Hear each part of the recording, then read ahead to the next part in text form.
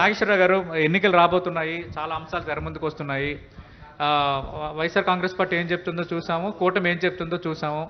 అలాగే కేంద్రం రాష్ట్రానికి చేయాల్సిన అంశాలపైన ఇప్పుడే నాగభూషణ్ గారు వివరణ ఇచ్చారు. ఇవన్నీ చూస్తే మీకేమనిపిస్తుంది? నాగభూషణ్ గారు చెప్పేటువంటి దాంట్లో సమర్థించుకోవడానికి తప్ప వాస్తవికత లేదు. ఇప్పుడు అనేక రాష్ట్రాలలో అడ్డగోలుగా చర్యలు తీసుకునేటువంటి వాళ్ళు, ఆఫ్టర్ ఆల్ ఢిల్లీ సీఎం 100 కోట్ల లిక్కర్ దగ్గర తీసుకెళ్ళి లోపల పెట్టినటువంటి వాడు, ఇక్కడ వేల కోట్లు లిక్కర్ స్కామ్ జరిగితే నోరు మెదపని భారతీయ జనతా పార్టీ ఇప్పుడు వారు చెప్పినట్టుగా రాష్ట్రంలో వైసీపీ శకం ముగుస్తుందని ఎలా చెప్పారో, కేంద్రంలో బీజేపీ శకం కూడా ఈ ఎన్నికలతో ముగుస్తుంది. రాముడు రక్షించలేడు, రామాలయం రక్షించలేదు. రామాలయం వేరు, రాముడు వేరు, ఎన్నికలు వేరు, ఓట్లు వేరు.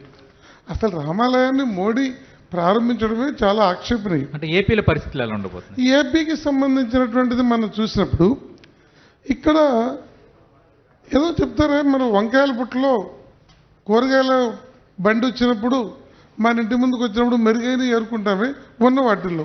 అలాంటి పరిస్థితి ఈ రాష్ట్రంలో ఇప్పుడు పరిస్థితి ఏర్పడింది. వాస్తవానికి ఈ రెండు పార్టీలు కేంద్రం మీద దండయాత్ర చేయకుండా, కేంద్రం మెడలు వంచకుండా, కేంద్రం నుండి ఆర్థిక వనరులు సమీకరించకుండా ఈ రాష్ట్రంలో వారు చెప్పే వాటిని ఎలా అమలు జరపగలుగుతారు? అవి అమలు జరపాలి అన్నప్పుడు కేంద్రం మీద వీళ్ళు ఒత్తిడి చేయాలి. ఇద్దరూ ఒత్తిడి చేయలేకపోతున్నారు. ఇద్దరు మోడీకి ఏదో పద్ధతిలో భజన చేసేటువంటి పరిస్థితిలో ఉన్నారు. అందువల్ల రాష్ట్ర అభివృద్ధి తీవ్రంగా కుంటుపడింది. ఈ కేవలము ఎస్సీలకే లెక్కేస్తే 37 రకాల స్కీమ్స్ని అన్నింటినీ ఎత్తేసి ఈ డబ్బులు పెట్టారు. అలాగే BC corporation, SC corporation, ST corporation అనేక సంక్షేమ పథకాలని కుదించి వాటిని మనీ ట్రాన్స్ఫర్ రూపంలో తీసుకెళ్లారు.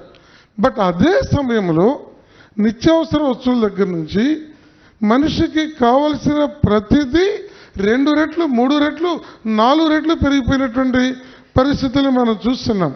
మోడీ గారు పెట్రోలు, డీజిల్, గ్యాస్ ఇవి అందరికీ అవసరమైనయే కదా, మన రాష్ట్రానికి కూడా అవసరమైనయే కదా. 410 ఉన్నప్పుడు 2013 చివరిలో 20 రూపాయలు పెంచితే దాన్ని బ్రహ్మాండం బద్దలైనట్టుగా బీజేపీ లేడీస్ అంతా కూడా సిలిండర్లు ఎత్తున పెట్టుకొని దేశవ్యాప్త ఆందోళన చేశారు, అది తగ్గిస్తామని.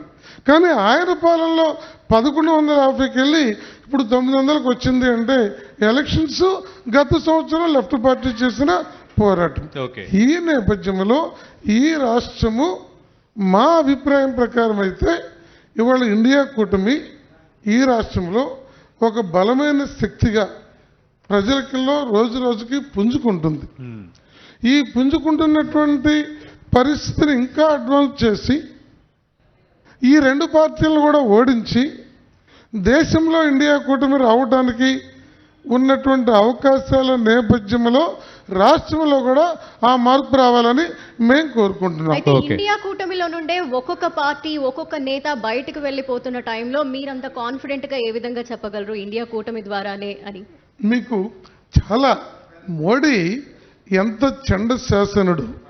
మోడీ కన్నా ముందు ఈడీ వస్తుందనేటువంటి నినాదము మీరే అనేక సార్లు మీ ఛానల్లో చెప్పినటువంటి పరిస్థితి.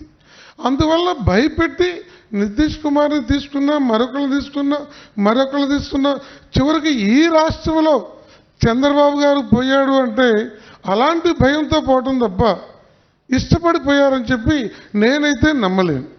వారు చెప్పుకోవచ్చు. కానీ అంటే ఏ భయంతో చంద్రబాబు నాయుడు పోయారని మీ ఆరోపణ? కేంద్ర ప్రభుత్వం యొక్క ఒత్తిడి ఈ రాష్ట్రంలో ఇప్పుడు మన పోటీ చేస్తున్నారు. ఇక్కడే విజయవాడ 1లో సుజనా చౌదరి గారు, లేదా సీఎం రమేష్ గారు, లేదా టీజీ వెంకటేష్ గారు, ఇంకా అనేక మంది నేతలు ఉన్నటువంటి వాళ్ళు బీజేపీ మీద ప్రేమ ఉండి వెళ్ళారని నేను అనుకోని ఈరోజు చెప్పొచ్చు. వారందరూ వారి ఆర్థిక పరిస్థితుల్లో కేంద్ర ప్రభుత్వం ఐటీని, ఇన్కమ్ ట్యాక్స్ని కానీ, లేకపోతే ఈడీని కానీ, విజిలెన్స్ని కానీ, మరొకటి కానీ పెట్టి చేస్తున్న నేపథ్యంలోనే పోయారు. దేశంలో కూడా అలాంటి పరిస్థితి. రైట్. ఉప్పల్ నాగేశ్వరరావు గారు, అంటే ఇక్కడ ఉపాధికి సంబంధించి కూడా బాగా చర్చ జరుగుతుంది, యువత ఉపాధి ఇవన్నీ. అంటే సంక్షేమం ఇచ్చాము, అభివృద్ధి కూడా చేశాం, కానీ అభివృద్ధిని కొందరు మాట్లాడట్లేదు అనేది అధికార పార్టీ చెప్తున్న వాదన. పోర్ట్ నిర్మాణం చేశాము, ఆ తర్వాత షిప్పింగ్ హార్బర్లు రాబోతున్నాయి, దాని ద్వారా వేల ఉపాధి లభించబోతోంది. అలాగే గుజరాత్ తర్వాత అత్యధిక తీర ప్రాంతం ఉంది కాబట్టి టూరిజం డెవలప్ చేస్తున్నామని వైఎస్ఆర్ కాంగ్రెస్ పార్టీ నేతలు చెప్తున్నారు. ఇక్కడ ఉపాధి కూడా కీలకమైన అంశమే. వీటిపైన ఏం చేస్తే బెటర్ అంటారు? ఉద్యోగాల కల్పన కూడా చేశామని చెప్తున్నారు ఇప్పటికే.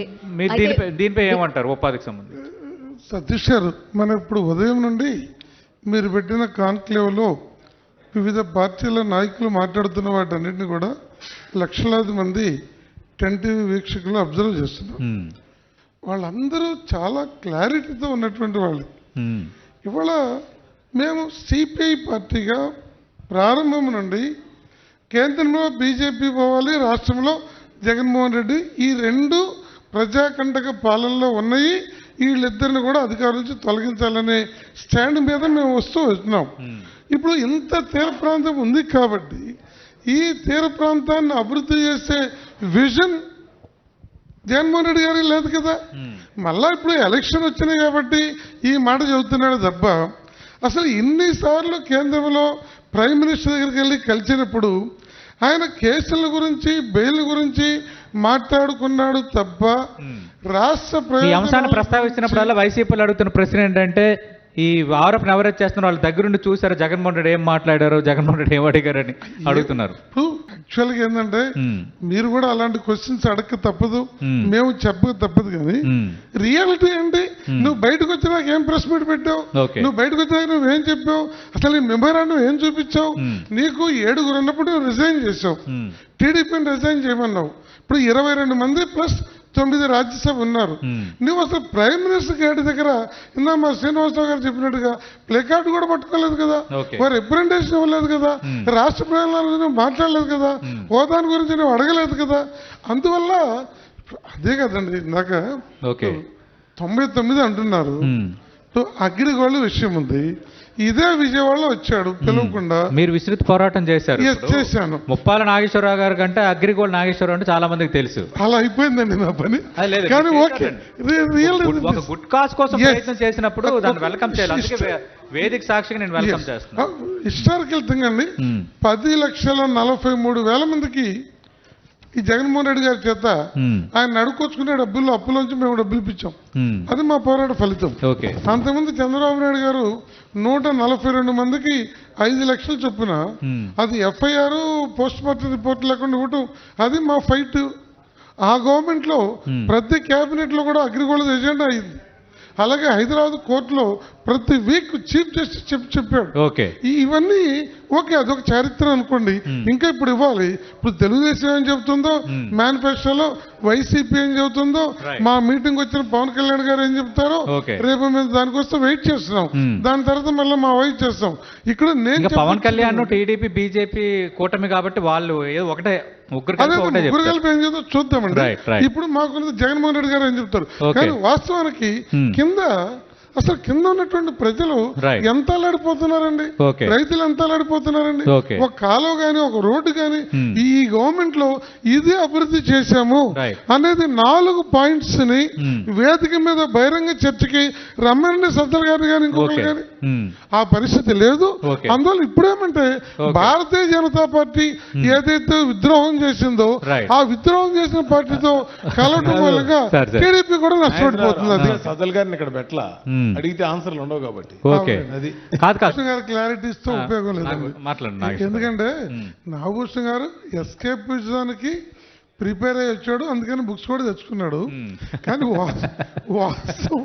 వాస్తవం ఏమంటే విష్ణు గారు మొదటి హాఫ్ బాగా మాట్లాడారు, సెకండ్ హాఫ్ లో ఈ తప్పంతా వాళ్ళది మాదేం లేదంటున్నారు.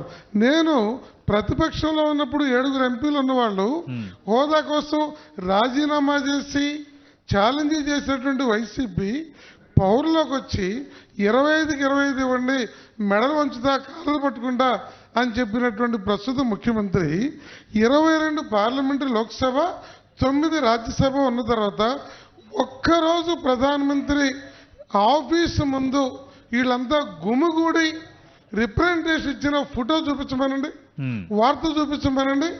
సబ్మిసివ్గా లోపల ఏం మాట్లాడారో తెలియదు. నీతి ఆయోగ్లో అడిగామని విష్ణు గారు సార్ ఇప్పుడు నా ముందే చెప్తాను.